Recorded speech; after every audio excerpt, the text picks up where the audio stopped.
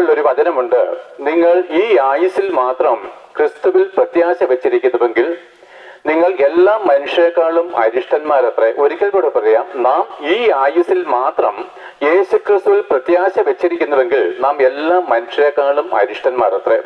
നമുക്ക് പ്രിയപ്പെട്ടവരെ, കർത്താവിന് വേണ്ടി കഷ്ടം സഹിച്ച ഒരു ന്യായപ്രമാണത്തിന് കീഴിലിരുന്ന് കർത്താവിന്റെ ദാസനെ കൊല്ലുവാനായിട്ട് ആ ധാരണാപത്രം മേടിച്ചുകൊണ്ട് ദമസ്കോസിലേക്ക് കടന്നുപോയ ആ പൗലോസ് തന്റെ യാത്രാമധ്യേ കർത്താവായിരിക്കുന്ന യേശുക്രിസ്തുവിനെ ദർശിപ്പാനിടയായി.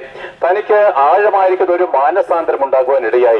ആ മാനസാന്തരത്തിന്റെ അനന്തര ഫലമായിട്ട് താൻ ന്യായപ്രമാണത്തെ ഉപേക്ഷിക്കുകയും താൻ ആയിരുന്ന പിതൃപാരമ്പര്യമായിരിക്കുന്ന യഹൂദ മതത്തെ തള്ളിക്കളയുകയും പിന്നെയോ താൻ ഇന്നലെ അവരെ ഉപദ്രവിച്ച യേശുക്രിസ്തുവിന് വേണ്ടി തന്റെ ജീവനെ സമർപ്പിച്ചവരുമായിരിക്കുന്ന ഈ പൗലോസ് ശ്ലീഹ തന്റെ ആ വഴിയാത്രയിൽ കൊരിന്ത്യർക്ക് സഭയ്ക്ക് ദൂതെഴുതി പറയാണ്, നാം ഈ ഭൂമിയിൽ മാത്രം, ഈ ആയുസ്സിൽ മാത്രം നമ്മൾ യേശുക്രിസ്തുവിൽ പ്രത്യാശ വെച്ചിരിക്കുന്നുവെങ്കിൽ നമ്മൾ സകല മനുഷ്യരെക്കാളും അരിഷ്ടന്മാരത്രേ.